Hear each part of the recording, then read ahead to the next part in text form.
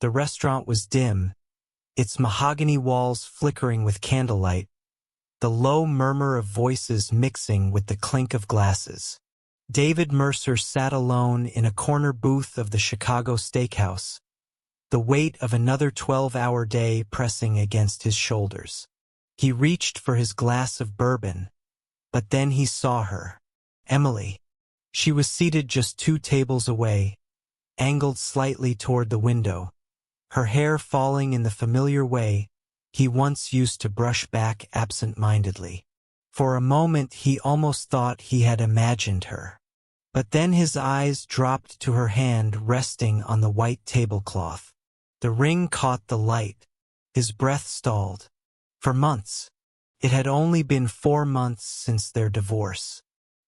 He rose before he could think better of it, each step toward her table louder in his head than in the room. When he leaned close, she looked up, startled, her expression caught between recognition and defense. David's voice was low, almost a whisper meant for her alone. "Tell me who he is." Emily blinked, as if the words had been a slap. For a moment, silence stretched between them, taut and sharp. Then she lowered her gaze to the table, to the man sitting across from her. David's stomach dropped. Mark Daniels, the former COO of Mercer Capital, his most trusted lieutenant until 2 months ago, when he'd resigned suddenly with a vague explanation about pursuing other opportunities. David had shaken his hand, wished him luck, but inside he'd felt betrayed. Mark had been more than an executive. He'd been a friend, a brother-in-arms in the brutal world of corporate warfare. Now he sat at Emily's table. The coincidence was too neat, too cruel. David's pulse hammered in his throat. "David," Emily said softly, trying to steady the tremor in her voice. "Please sit down." He didn't. His eyes were locked on Mark. "You," David said, voice low. "Of all people." Mark set down his glass, his expression calm but unreadable. "Good evening, David." "Evening." David's laugh was sharp, humorless. "I walk in here and find my ex-wife wearing a ring, dining with the man who walked away from me weeks before she did. You expect me to believe that's coincidence?" "David," Emily began. "Tell me the truth." He cut her off, his voice rising enough to turn a few heads at nearby tables. "Tell me this wasn't planned." Emily's hand tightened around her napkin.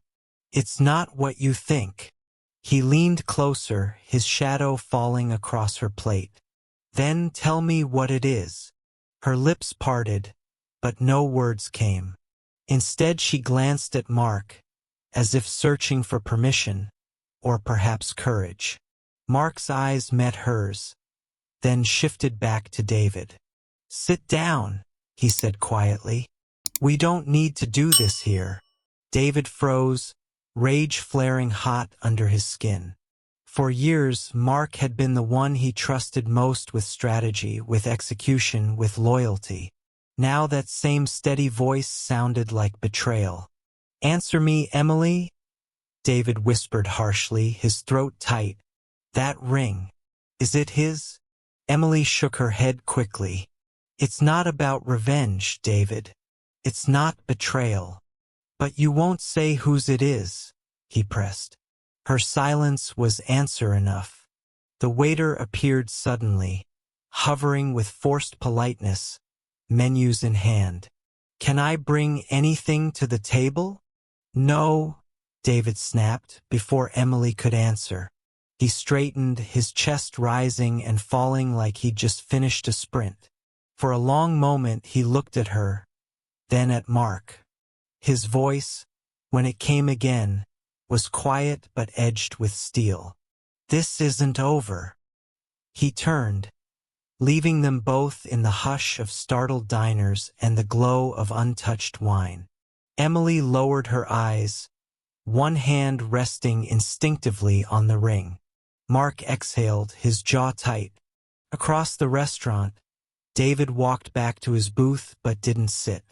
Instead, he pulled out his phone. His reflection in the black screen looked older than he remembered, harder. "Find out everything," he murmured, already dialing his security chief. "Emily. Mark. All of it." The call connected. "Yes, sir," came the reply. David hung up, eyes fixed on the couple at the table he'd left behind. Suspicion was no longer a whisper in his mind. It was a storm. The city unfurled below the glass tower. Chicago's lights scattered like shards of broken stars. David Mercer stood in his condo, tie loosened, bourbon burning its way down his throat. He had left the steakhouse an hour ago, but the image refused to fade. Emily's hand on the tablecloth, the gold band glinting as though it belonged to another life, and across from her Mark Daniels. Mark, who had resigned only weeks before Emily left him. Mark, who had built Mercer Capital's backbone beside him for 10 years, only to vanish with a vague statement about new directions. Now seated at his ex-wife's table like it was the most natural thing in the world. David pressed a hand to the glass wall, staring at the black ribbon of the river below. His pulse was unsteady, his thoughts jagged. Coincidence? No. Too neat. Too close. His phone buzzed. A message from an unknown number.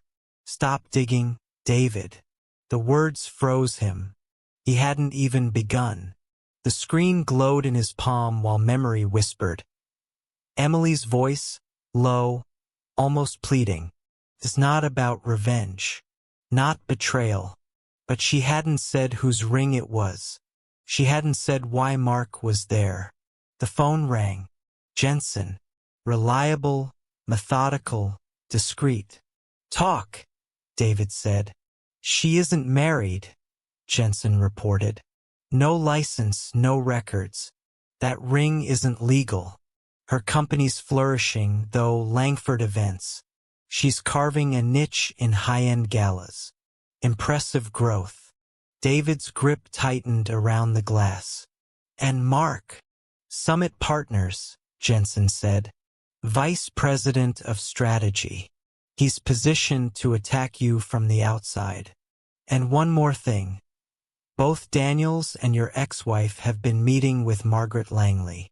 The name landed like a stone. Langley, old money, sharper than any knife in the market, a philanthropist in public and predator in boardrooms, a woman who smiled over champagne while dismantling rivals with the other hand. David exhaled slowly, the burn in his chest not from bourbon anymore. Emily wasn't married. The ring was something else. Mark had crossed to the enemy, and Langley, of all people, was in the picture. Still, doubt gnawed deeper than anger. He remembered her eyes when he leaned close at the restaurant. Not cold, not triumphant. Something else. Something she hadn't wanted him to see. He set the bourbon aside, unfinished.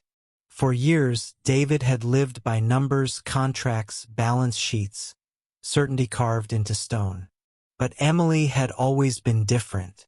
She had been the one thing he never measured, the one equation he never solved. Now she had left him with silence, and a ring that wasn't what it seemed. He stood there a long time, the city gleaming beneath him, his reflection fractured in the glass.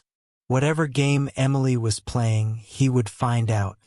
Whether it was about love, betrayal, or something far more dangerous. Because if the message was meant for him, then he had heard it. And he was already digging. 2 days later, David sat in his office, blinds drawn against the pale morning light. The skyline spread beyond the glass, but he barely saw it. On his desk lay a folder, thick with photographs, receipts, timestamps. Jensen's work. Emily's life had been mapped in lines of surveillance ink. Langford Events hosting charity galas. contracts with Fortune 500 clients, bank statements showing profit margins that outpaced projections. She wasn't struggling. She was thriving. The ring on her finger wasn't a bond. It was theater. But the other folder was heavier. Mark Daniels, former COO, now Summit Partners' newest weapon. The timeline was brutal in its symmetry. 2 months after his resignation, Emily filed for divorce. Weeks later, Mark surfaced as Summit's VP of Strategy. Coincidence? David didn't believe in those anymore. And then there was Margaret Langley. Her name kept surfacing on guest lists, donation ledgers, financial transfers buried in Summit's accounts. She was the quiet architect, the shadow threading them all together. Langley had always been dangerous, but now she was too close. David flipped through the photographs. One stopped him cold. Emily on the steps of the Langley Foundation, smiling faintly as she held a file folder close to her chest. Mark stood behind her, posture guarded, as if shielding her. His phone vibrated. Jensen again. "Summit is circling your South Harbor acquisition," Jensen reported. "Langley's board is pushing it hard. Daniels is in the meetings." David's jaw tightened. South Harbor was more than an asset. It was leverage, the foothold for Mercer Capital's next expansion. If Summit took it, his own board would question his leadership. "They're coming after me," he said quietly. "Feels bigger than that," Jensen replied. "It's coordinated, and Emily's in the middle." After the call, David leaned back, staring at the ceiling. Memories intruded. Emily at their old dining table, laughing as she rearranged papers he'd scattered across the floor. She had once told him his problem wasn't ambition, it was blindness. He only saw forward, never sideways. Was this what she had meant? On the desk, the photograph of Emily seemed to stare back at him. She hadn't remarried. She wasn't flaunting wealth. She was working, meeting, moving. And that ring, still unexplained, gleamed in every picture Jensen's men had taken. David reached for his pen, scrawling one word across a legal pad. Why? Why Mark? Why Langley? Why the ring? The folders gave facts, but not the truth. And for the first time in years, David knew he was operating blind. He stood, staring out at the city. Somewhere beyond the glass, his ex-wife was building something. The question was whether it would destroy him or save him. The rain came hard against the glass that evening, streaking David's office window in silver lines. He hadn't left the building all day. The folders lay scattered across his desk, but none of them answered the question that consumed him. The ring.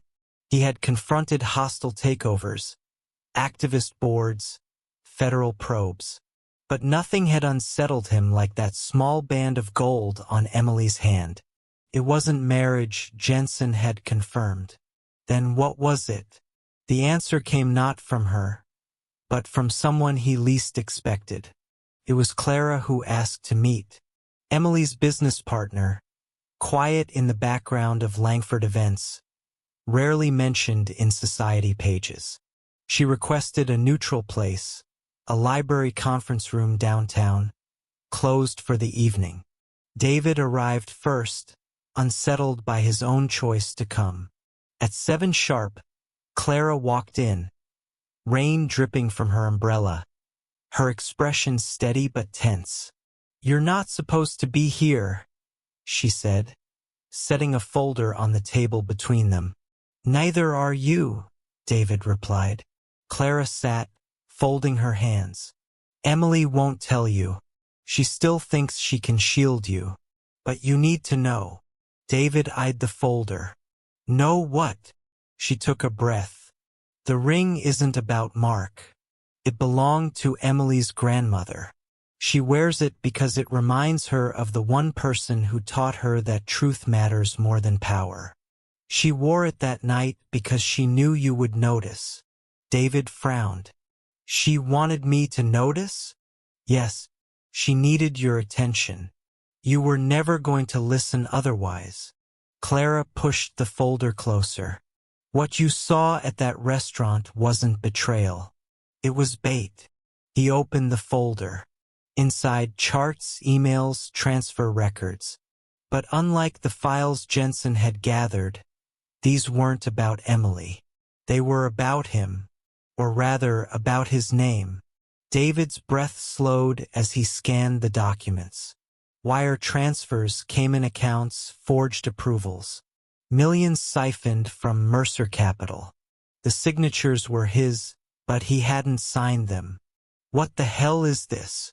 Clara's voice was quiet but firm. Project Ironclad. Emily, Mark, and Margaret Langley created it 6 months ago. To expose corruption inside your company. To prove you were being set up. He looked up sharply. Langley? She's on Summit's board. And she also hates corruption, Clara said. Not all battles are what they seem.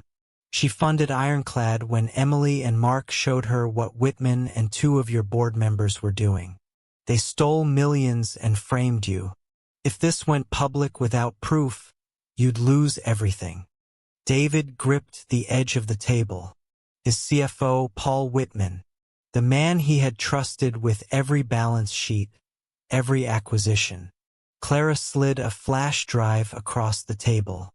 This is the raw evidence. Mark left to work outside your shadow to dig where you couldn't. Emily wore the ring to draw you in. Because you'd never believe unless you saw it yourself. David stared at the drive, the small weight of it suddenly enormous. For weeks he had assumed betrayal. And now, the opposite stared back at him. Salvation disguised as treachery. Why tell me now? He asked. Clara's eyes softened. Because the trap is set. Tonight, Ironclad goes live. But it only works if you're willing to play your part. The rain lashed harder against the glass. Thunder rolling in the distance. David reached for the drive, his hands steady now. Then show me where to begin. The boardroom at Mercer Capital had never felt like this before. It was late, nearly midnight, but every light burned, flooding the long glass table with sterile brightness. Around it sat 12 men and women in suits, their faces tense, their eyes darting not at David but at one another. At the head of the table, CFO Paul Whitman shifted in his chair, his usual composure intact. He looked almost amused, as if the emergency meeting were a performance staged for his benefit. David sat opposite him, the flash drive Clara had given him already plugged into the conference screen. Beside him, Jensen monitored a second laptop, the real-time feed from Project Ironclad. Emily and Mark were out there somewhere, coordinating silently. And Langley's resources ensured that every keystroke here was mirrored in secure servers far beyond Whitman's reach. The first slide appeared. Mercer Capital wire transfers, signed under David's name. A murmur rippled through the room. Whitman leaned back, hands folded. You're wasting everyone's time. We've already investigated these transactions. They cleared. David's jaw tightened. Cleared because you cleared them, using my credentials. The next slide appeared. Timestamps, logins, metadata, the digital fingerprints of forgery. Then came the offshore accounts, layered through shell companies, traced step by step to Whitman, and to 2 long-tenured board members whose eyes now flickered with nervous energy. One of them shifted in her seat. This is ridiculous. Fabricated. Jensen tapped his screen. On the main display, a live capture unfolded Whitman's private account dashboard, accessed in real time. Transfers lit up on the screen, moving funds in patterns too precise to be coincidence. Someone at the table gasped. Whitman's mask cracked just for a second. Then he laughed. A short, hard sound. You think this will hold? Evidence collected illegally, by a rival no less. You'll burn with me. But David saw it. The tightening of Whitman's jaw, the bead of sweat at his temple. He was cornered, and he knew it. Across the screen, new files opened automatically. This was Ironclad's trap. A cascade of documents, every embezzled cent traced, every forged signature exposed. Even the email exchanges Whitman thought deleted reappeared in neat, damning order. You framed me, David said, his voice low. You used my name, my reputation, to cover your theft. You almost succeeded. Whitman's composure finally cracked. He slammed a hand on the table. You were distracted, obsessed with your divorce, blind to everything else. Someone had to take control before this company collapsed. His words rang through the room, heavy and desperate. The two complicit board members avoided his gaze, shrinking back in their chairs. David leaned forward, eyes locked on Whitman's. You didn't take control. You stole. And you thought I'd never see the truth because the truth was buried in silence. On the screen, Ironclad's final strike landed. A live video feed from Summit servers, showing the exact moment funds were redirected, Whitman's own credentials flashing across the code. The room erupted in voices, chairs scraping, phones buzzing with incoming alerts. Jensen looked up from his laptop, his voice steady. FBI's watching this stream in real time. They have everything they need. Whitman froze. The two board members paled. In the chaos, David sat still, his breathing slow. Emily's words came back to him, not spoken in the boardroom but carried through every choice she'd made. It's not about revenge. Not betrayal. No, it had been a warning, a message wrapped in silence, waiting for him to listen. As agents entered minutes later, leading Whitman and the others away, David didn't feel triumph. What settled over him instead was a quiet weight, the realization that the people he trusted most had cut the deepest wound, and that the person he had doubted most had been fighting to save him. The boardroom emptied, the harsh lights still humming above. David remained at the table, staring at the screen gone dark. Then he noticed it. A small envelope at his seat, placed while he'd been focused on the evidence. His name written in Emily's familiar hand. He opened it slowly. Inside, a single line in her script. Now you know. E.